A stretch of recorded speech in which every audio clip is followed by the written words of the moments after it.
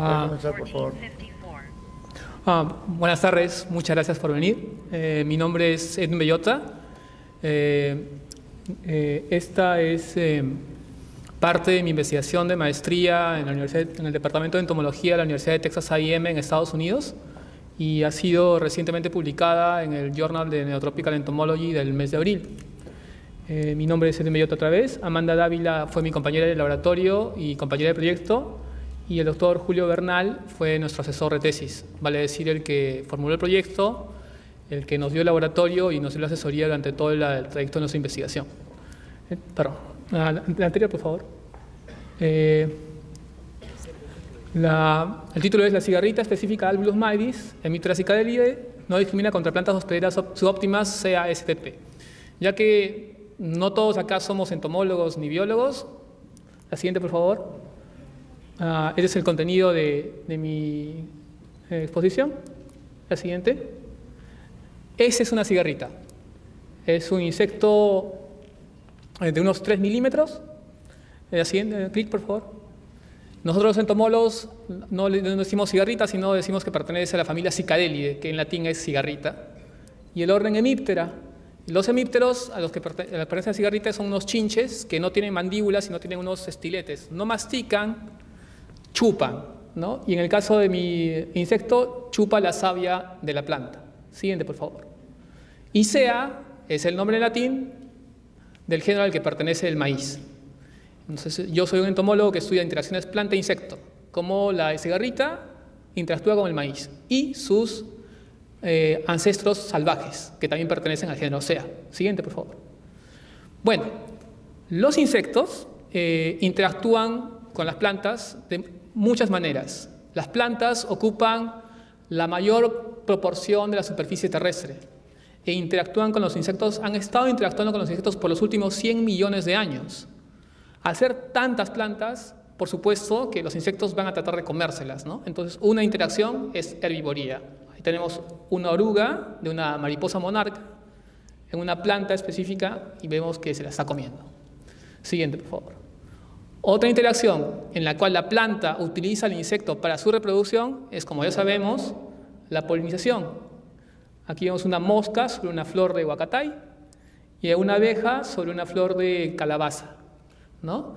Esta última interacción es súper importante porque si no está el insecto, no hay polinización, no hay fruto y, por lo tanto, si uno es productor de calabazas o de muchos frutales polinizados con insectos, no hay producción.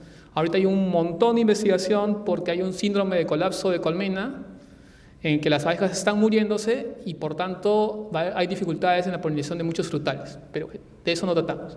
Siguiente, por favor. Otra interacción planta-insecto es un poco más compleja, incluye 3 individuos. Por ejemplo, aquí vemos una avispa y esto pequeñito que está acá es una larva. Esto donde están jugando es una inflorescencia de quinoa. La larva está comiéndose la inflorescencia de quinoa y la avispa va a dejar sus huevos dentro de esta larva y se la va a comer. Y bueno, esta larva nunca va a llegar a adulto. Acá vemos una hormiga, de nuevo en la inflorescencia de quinoa, y por acá hay unos pulgones. El pulgón se alimenta en la inflorescencia de quinoa, excreta mielecilla y la hormiga aprovecha esa mielecilla y a cambio le ofrece protección. Esas son las interacciones comunes y corrientes. Siguiente, por favor. Bueno, lo que tratamos en mi investigación son defensas, básicamente algo que tiene que ver con defensas de herbivoría, cómo las plantas se defienden del ataque del insecto. En ecología hemos clasificado de muchas maneras este tipo de defensas, ¿no? Existen, por su naturaleza, pueden ser físicas. Aquí tenemos espinas y estos se llaman tricomas, que son los pelitos de la hoja. Y ambas medidas son medidas de la planta para evitar o dificultar la acción del herbívoro, para que no se las coman, ¿no? Muchas plantas presentan estas características. Otro tipo de defensa que no la tenemos aquí son químicas, defensas químicas.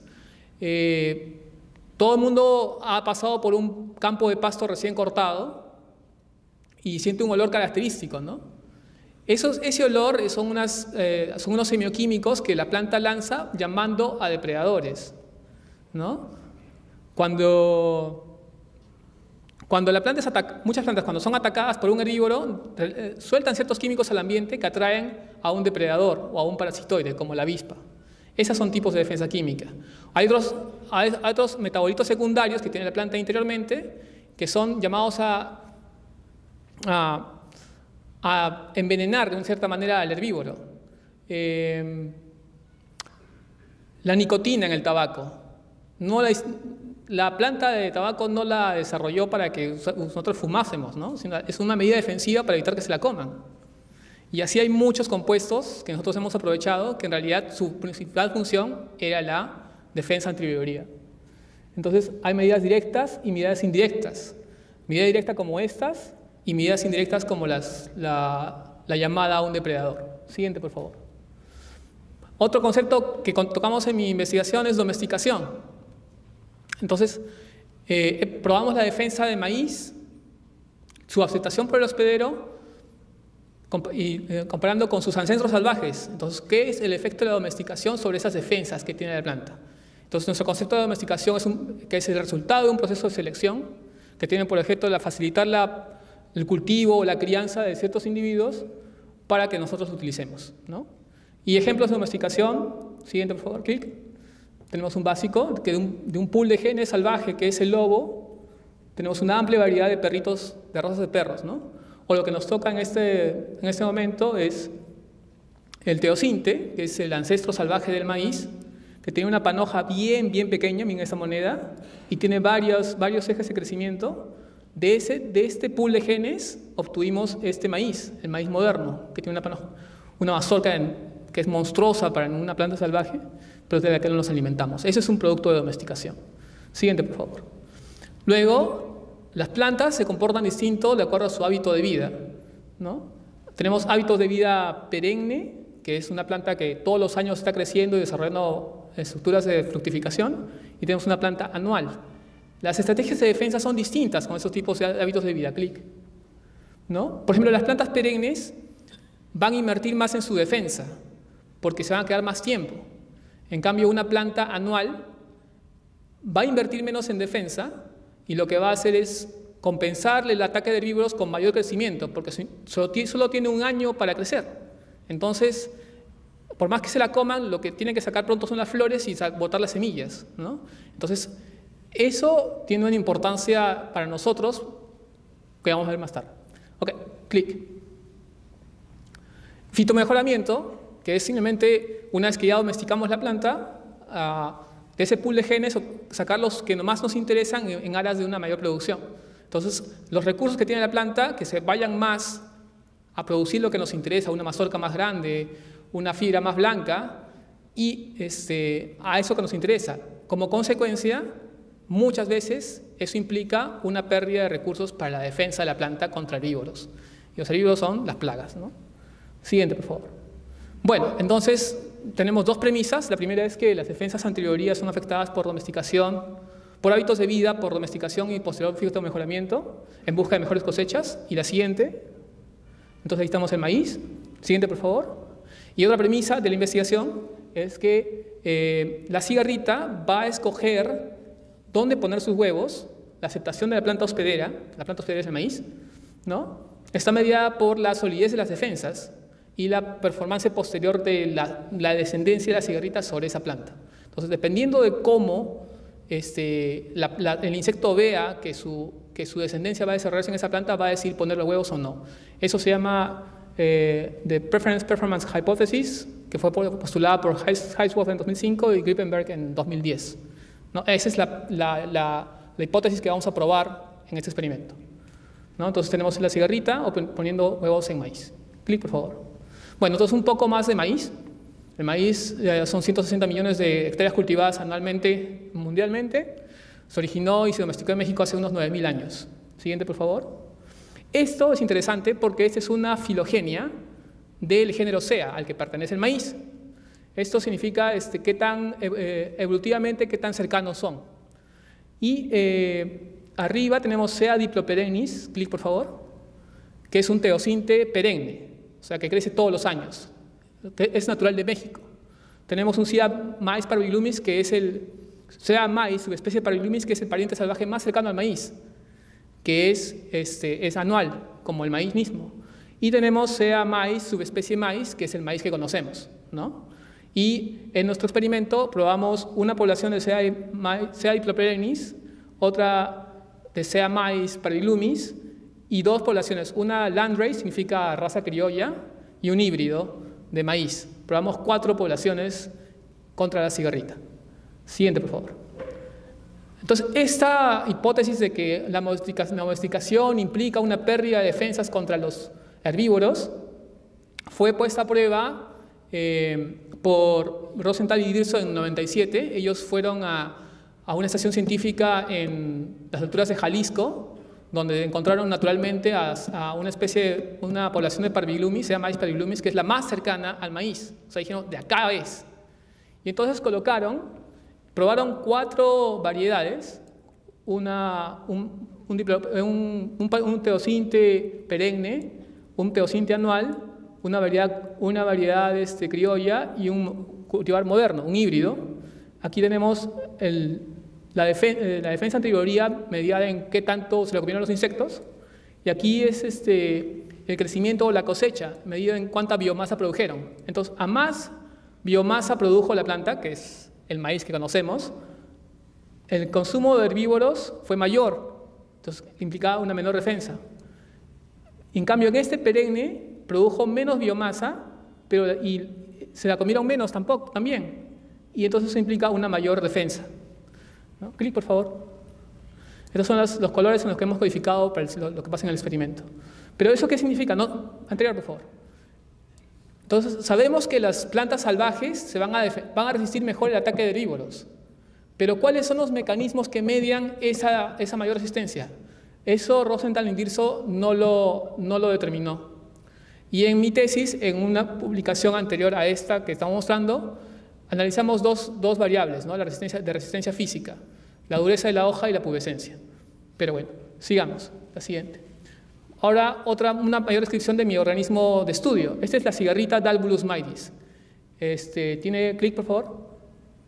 Tiene 3 milímetros de largo, ¿no? Y su interés económico, vamos a decirle, es que, bueno, chupa la savia de la planta, pero sus números son muy bajos. Lo que hace es como un vector, como el virus del Zika, que es transmitido por el zancudo. Esta cigarrita transmite un complejo que se llama el complejo de achaparramiento, ¿no?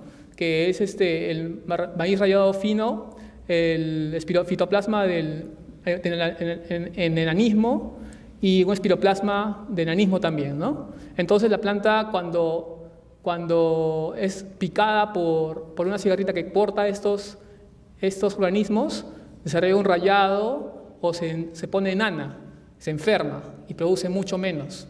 Clic, por favor. La distribución de la cigarrita va desde el clic, por favor. Clic. Desde el sur de California, sur de Texas, hasta el norte de Argentina. Toda esa zona es la zona de distribución de la cigarrita Dalbulus maidis. Clic, por favor. Lo interesante, y por qué escogimos esa cigarrita para estudiarla, esto es una filogenia del género Dalbulus. El género Dalbulus es nativo de México, de la misma zona que se originó el maíz. Y cuando el maíz, uno va a México, nosotros fuimos allá, va por colectar Dalbulus maidis. Hay 3 especies de Dalbulus que viven en el maíz salvaje, pero solo hay una especie de Dalbulus que vive en el maíz doméstico. Ese Dalbulus se especializó en el maíz doméstico. Y recordemos que la domesticación solo ocurrió hace 9.000 años, o sea, fue un super salto, ¿no? Clic, por favor. Entonces, otro clic. Aquí tenemos a Dalbulus, que se ha originado recientemente y es especialista en SEA. Y estos son otras especies de la misma familia, del mismo género de esta cigarrita, que viven en otros pastos, que son más generalistas, que pueden mudarse a diferentes plantas, ¿no? Clic, por favor. ¿No? Entonces, el objetivo de mi estudio era evaluar la preferencia de producción de Dalbulus maidis a lo largo de la batería de plantas que usamos. Tenemos un anual, dos perennes salvajes, una variedad criolla y una variedad híbrida, ¿no? Para probar la tesis de la performance de Klippenberg y Hayes-Wolf. Clic, por favor. ¿No? Entonces hicimos 3 estudios. Aceptación de oviposición por Dalbulus maidis, clic, por favor. por 48 horas y evaluamos performance. Clic, por favor. Otra de aceptación de oviposición por 24 horas. Y otro de aceptación de oviposición por una observación bien cercana de 1 sola hora, ¿no? Muy bien. Este es una jaula de observación. Hicimos unas jaulas en las que pusimos una hembra de Dalvulus maidis. La jaula tenía estas medidas de 11 por 6 por 1.5 centímetros. La pusimos sobre la cuarta hoja de una planta y pusimos una hembra de Dalvulus maidis por 48 horas, ¿no? Luego sacamos a la hembra y observamos la caja por 4 a 5 semanas hasta que los nuevos individuos, o sea, la hembra ha dejado sus huevos, la nueva generación ha llegado al estado adulto. Clic, por favor. Lo que medimos fueron patrones de performance, ¿no? 7 variables de performance. Ratio de eclosión, cuántos huevos reventaron, cuánto tiempo se demoraron los huevos en reventar, en cuánto tiempo se desarrolló la ninfa. O sea, la ninfa es el individuo inmaduro, la proporción de supervivencia hasta la madurez, la masa seca de las hembras, masa seca de machos y la fecundidad de la descendencia, ¿no? Entonces, todo eso lo medimos de esa cigarrita, ¿no? Luego, en el segundo estudio, pusimos en el mismo tipo de caja, la pusimos en la cuarta hoja, lo pusimos por 24 horas y contamos los huevos. Después de 24 horas sacamos a la hembrita y contamos los huevos que dejó en la hoja. Clic, por favor. Y el tercer estudio que hicimos fue si es capaz de rechazar alguna planta cuando está en condiciones de no aceptación. Clic. Entonces hicieron 76 observaciones de 1 hora y más o menos las repartimos entre 15, al menos 15 por cada una de esas plantas, ¿no? Todas las plantas estaban en quinta o sexta hoja y la jaula se colocó en la cuarta hoja. Clic. Las hembras de cigarrita fueron puestas en ayunas por 20 horas previas a la observación y tenían como máximo 1 semana de edad. Clic. Esta es mi jaula de observación. Clic, por favor. Acá tenemos una cámara de video. Esta es la jaula, la cámara. Esta es la planta donde está metida la jaula. Clic, por favor. Esta es la cigarrita dentro de la jaula vista por la cámara. Entonces tiene un pequeño espacio de hoja. Clic, por favor. La jaula tenía 7 milímetros por 11 milímetros por 25 milímetros. Clic, por favor. Y todo lo que hacía la cigarrita, absolutamente todo lo que hacía por esa hora, ha tomado en cuenta en mi libreta de estudios. Clic. Acá es un video. Clic, por favor. Tiene que estar por acá. ¿Puede hacer clic? Retroceder. ¿Puede poner el mouse por acá? Ahí está. Clic. Eso es lo que está usted viendo. Esos son honeydew es mielecilla. ¿Qué significa eso? La savia es un alimento muy líquido y la cigarrita tiene que excitar el agua excedente rápidamente. Entonces, ¿cómo sabemos que la cigarrita está comiendo? Recordemos que no mastica, solo chupa. Sabemos que está comiendo cuando vemos la mielecilla salir. Entonces, yo tenía que estar muy atento a esa hora buscando esas gotitas que salen inmediatamente del insecto. Si salen las gotitas, eso dice, está alimentándose, lo ha aceptado como sustrato alimenticio. Clic, por favor. Entonces, otro clic. Entonces, acá está en el preciso instante en que está secretando la mielecilla, ¿no? Se está alimentando, decimos. Clic, por favor.